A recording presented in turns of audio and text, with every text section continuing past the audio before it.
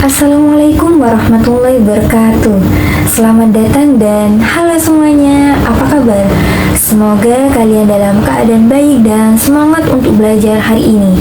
Saya Dianatul Qojimah dari program studi Tadris Bahasa Indonesia semester 5. Dan video ini kita akan memulai perjalanan menarik dalam belajar materi tentang BIPA, yaitu Bahasa Indonesia bagi Penutur Asing. Apakah kalian pernah bertanya-tanya seperti apa serunya belajar bahasa Indonesia? Atau mungkin ingin tahu bagaimana bahasa ini digunakan dalam kehidupan sehari-hari di berbagai daerah di Indonesia? Tenang, kalian berada di tempat yang tepat. Di video ini kita akan membahas beberapa topik dasar namun penting, mulai dari sejarah BIPA, pandangan dan konsep BIPA, struktur dan sistem BIPA, tingkatan kemampuan BIPA, dan kemampuan berbahasa pada pembelajar BIPA. Jika ada pertanyaan atau saran, tulis di kolom komentar ya. Yuk kita mulai belajar dan bersenang-senang bersama. BIPA adalah singkatan dari Bahasa Indonesia bagi Penutur Asing dan merupakan program pembelajaran yang dirancang untuk mengajarkan bahasa Indonesia kepada orang-orang non-penutur asli seperti pelajar, pekerja, ataupun orang yang bukan dari penutur asli bahasa Indonesia. Tujuan mempelajari BIPA bagi penutur asing adalah yang pertama, yaitu membantu penutur asing berkomunikasi efektif dalam bahasa Indonesia, baik secara lisan maupun tulisan.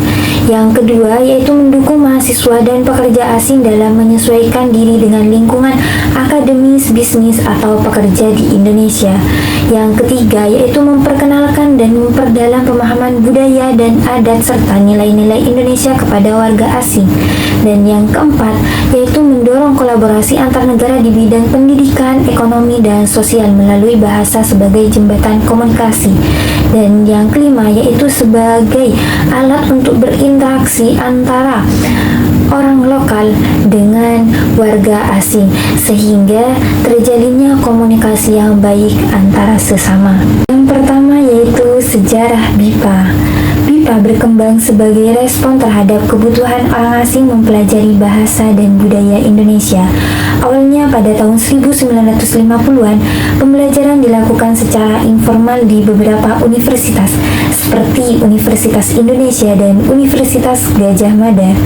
Pada tahun 1980-an, program BIPA mulai dinasionalkan dengan keterlibatan pemerintah dan perguruan tinggi. Pusat Bahasa mulai mendukung pengajaran BIPA secara lebih sistematis. Perkembangan pesat terjadi pada tahun 1990-an dengan munculnya program beasiswa Dharma Siswa dan berdirinya APP BIPA, Asosiasi Pengajar dan Penggiat BIPA. Hingga saat ini BIPA sudah mulai tersebar di segala penjuru negara, seperti halnya di negara Australia. Materi yang kedua yaitu tentang pandangan dan konsep BIPA menurut beberapa ahli. Menurut Cair, pembelajaran BIPA adalah upaya pengajaran bahasa Indonesia kepada penutur asing dengan memperhatikan perbedaan bahasa dan budaya antara penutur asli dan pembelajar. Ia menekankan pentingnya pendekatan komunikatif agar pembelajar dapat menggunakan bahasa Indonesia secara efektif dalam konteks nyata. Dan menurut Sumardi, menjelaskan bahwa BIPA bukan hanya mengajarkan keterampilan bahasa, mendengar, berbicara, membaca, dan menulis, tetapi juga aspek mengenalkan budaya Indonesia. Pembelajaran bahasa dan budaya harus selaras untuk mendukung pemahaman lintas budaya bagi pembelajar. Hal ini dalam pembelajaran BIPA bukan hanya tentang bahasa yang diajarkan, tetapi juga tentang budaya Indonesia yang diajarkan kepada warga asing. Konsep utama dalam pembelajaran BIPA yaitu yang pertama, pembelajaran bahasa dan budaya yang terpadu, yaitu tidak hanya fokus pada kemampuan berbahasa. BIPA juga mengenalkan kebiasaan, adat istiadat, dan nilai-nilai masyarakat Indonesia. Yang kedua yaitu pendekatan berbasis komunikasi. Maksudnya di sini yaitu pembelajaran BIPA mengutamakan kemampuan praktis dalam komunikasi agar pembelajar dapat berinteraksi langsung pada masyarakat. Yang ketiga yaitu kontekstual dan adaptif.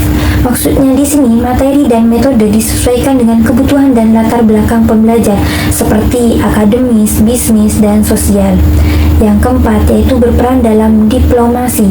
BIPA berfungsi sebagai jembatan diplomasi untuk memperkuat hubungan Indonesia dengan negara lain melalui pendidikan dan budaya. Materi yang ketiga yaitu tingkatan kemampuan pembelajar BIPA. Kemampuan belajar BIPA biasanya dibagi menjadi 4 tingkatan. Yang pertama yaitu pemula, biasanya A1 sampai A2. Pembelajar baru mulai mengenalkan bahasa Indonesia. Fokus utamanya adalah memahami kosakata dasar dan frasa sederhana. Tujuannya yaitu memperkenalkan diri dan memberikan informasi dasar dan memahami percakapan sederhana terkait aktivitas sehari-hari. Biasanya seperti contohnya salam, angka, warna, kata kerja sehari-hari, dan percakapan dasar seperti membeli barang. Yang kedua yaitu penengah atau B1 sampai B2. Pembelajar mulai memahami bahasa lebih kompleks dan dapat berkomunikasi dalam situasi sosial dan profesional sederhana. Tujuannya di sini yaitu mengikuti percakapan dengan topik umum, menulis teks pendek seperti email dan catatan informal, berinteraksi dengan penutur asli meskipun masih terbatas. Contohnya ketika memberikan ungkapan perasaan, deskripsi kejadian dan tentang kejadian yang terjadi hari ini. Tingkatan ketiga yaitu tingkatan lanjut, biasanya disebut C1. Pembelajar mampu menggunakan bahasa Indonesia dengan lancar dalam berbagai konteks sosial, profesional dan akademis, dan dapat mengikuti diskusi dan debat dengan baik. Pembelajar dapat menulis esai atau artikel secara terstruktur, seperti contohnya pada topik sosial, budaya, dan akademis, dan dapat mengungkapkan idiomatis dan makna kontekstual. Seperti contohnya ketika dapat menulis artikel pendek, artikel yang biasanya berita pendek seperti itu. Dan yang terakhir yaitu tingkatan mahir yang disebut dengan C2. Pembelajar memiliki kemampuan setara dengan penutur asli dalam memahami dan menggunakan bahasa Indonesia. Dan pembelajar dapat menggunakan bahasa dengan nuansa dan makna implisit, serta menulis dan berbicara dengan gaya formal maupun informal.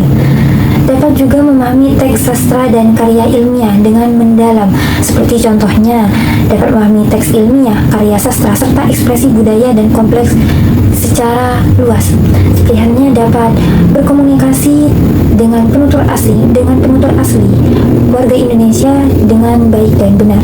Materi yang terakhir yaitu kemampuan berbahasa dalam pembelajaran BIPA, yaitu ada 4 keterampilan berbahasa yang dikembangkan secara terpadu untuk membantu pembelajar BIPA berkomunikasi efektif dalam pembelajaran bahasa Indonesia. Yang pertama yaitu menyimak. Tujuannya di sini yaitu meningkatkan kemampuan memahami pesan lisan dalam berbagai konteks seperti percakapan sehari-hari atau pidato. Hal ini bisa menggunakan materi cerita pendek atau wawancara dan dapat diimplementasikan ketika latihan mendengarkan, bisa berupa audio atau video interaktif. Dan untuk mengevaluasinya, pengajar dapat memberikan pertanyaan terkait apa yang telah ditonton, apa yang telah disimak ketika melihat video tersebut. Hal ini dapat menjadi evaluasi apakah pembelajar BIPA dapat menyimak dengan baik dan benar. Kedua yaitu membaca. Membaca bertujuan untuk meningkatkan kemampuan memahami teks tulis, baik untuk tujuan informasi maupun hiburan. Materi yang biasanya dilakukan yaitu artikel, berita, brosur, teks sastra. Strategi yang digunakan, pembelajar diajarkan mencari ide pokok, memahami konteks, dan mengenali struktur teks. Hal ini dapat dievaluasi oleh pengajar yaitu dengan cara menemukan ide pokok atau ide gagasan dalam sebuah teks. Yang ketiga yaitu berbicara. Berbicara bertujuan untuk meningkatkan kemampuan berkomunikasi secara lisan, baik dalam situasi formal maupun informal. Materi yang dilakukan biasanya dengan dialog sehari-hari, presentasi, pidato, dan debat. Strategi yang digunakan yaitu latihan pengucapan, intonasi, serta pengelafalan kosakata. Dan yang keempat yaitu menulis. Menulis bertujuan untuk meningkatkan keterampilan menyusun teks dengan struktur dan gaya yang tepat. Biasanya materi yang digunakan yaitu dengan menulis pesan singkat, email, esai, dan artikel. Pembelajar diajarkan merencanakan ide, membuat kerangka tulisan, dan memperbaiki kesalahan. Teks menulis biasanya berupa teks dengan tema tertentu seperti surat atau laporan. Keempat keterampilan tersebut diajarkan secara berkesinambungan dan disesuaikan dengan tingkat kemampuan pembelajar sehingga mereka dapat menggunakan bahasa Indonesia secara efektif dalam berbagai konteks kehidupan. Terima kasih sudah menonton video ini. Jangan lupa di like, komen, dan subscribe supaya kamu tidak ketinggalan video seru berikutnya.